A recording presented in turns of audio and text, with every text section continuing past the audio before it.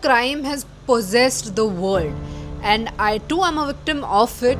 I think for my generation, it was the show Savdhan India that got us all hooked on true crime. Savdhan India first aired on Indian television in 2012, and I never imagined that we could listen to crime stories like this, as the only source of crime stories was newspapers with boring headlines or news channels with extravagant slogans. This was the beginning of my fascination with true crime, and I'm sure this was the beginning for a lot of people of my generation. Cut to 2025, and I consume true crime content all the time, while working, while walking, while cleaning, when stuck in traffic, basically anytime I can and anywhere I can. There is a lot of debate on whether true crime as an entertainment source is harmful for society or not. But one thing is not debatable, that the consumption of true crime has increased. True crime has become one of the top genres. For a long time, I thought I was the only one. The thought of me not being a quirky girl with dark and mysterious interests hurt me.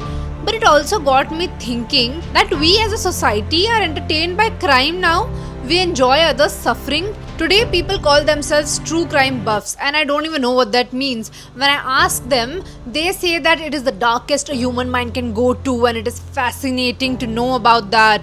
Maybe we are living in a dystopian world, a world where we can clean our dishes while listening to a story of horrific graphic murder, where we can work out in the gym while we listen to the tale of a serial rapist. All this also reminds me of the Great Indian Rape Trick 1 and Great Indian Trick 2. These are the essays written by Arundhati Roy. These pieces critique the ways in which sexual violence and are portrayed in literature and media, particularly in the context of her novel, The God of Small Things. In the Great Indian Trick 1, she talks about the movie Bandit Queen, directed by Shekhar Kapoor. It is on the life of Phoolan Devi. She says doing it without her consent, without her specific, written, repeated, wholehearted, unambiguous consent is monstrous. I cannot believe that this is not a criminal offense. She questioned the ethics of representing sexual violence on screen without the agency or approval of the woman whose story it is. In the follow-up essay, The Great Indian Trick 2, she talks about portrayed in her novel, and she talks about how fiction can powerfully portray trauma when done with honesty and depth, unlike the exploitative practices in mainstream media. These days, YouTube and podcast are the mainstream media. I've seen people with true crime channels where they put on makeup while they talk about these cases. I have also seen mukbang channels. People are literally eating while they talk about all these gruesome cases.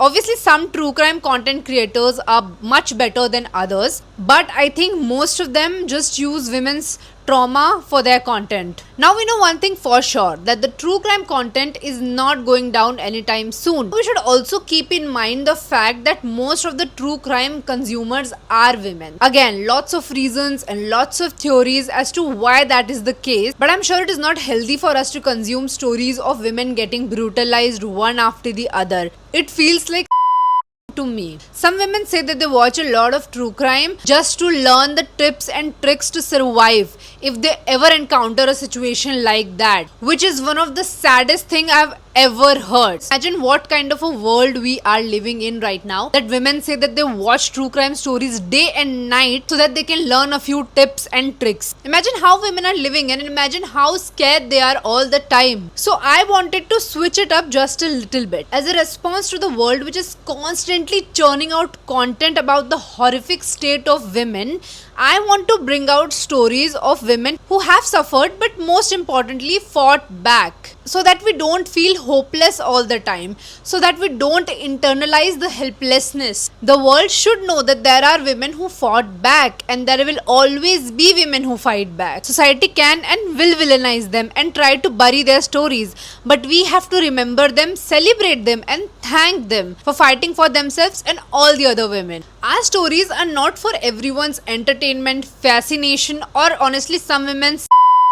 They are for us to remember our feminist roots and responsibilities. Women's Wrongs is a podcast which is full of stories of women who had to do something wrong for their rights. This something wrong can be anything wrong, like morally wrong or legally wrong, just something wrong. Basically, the genre is women taking justice in their own hands. They should not have to, but they did. I don't want to justify their actions, but I want to discuss them properly. I personally love getting to know them, and I know a lot of women will also like that. To begin with, in the first episode of Women's Wrongs, I will elaborate on the story of Phoolan Devi, who is probably one of the most villainized women of our country, and someone who personally inspires me the most.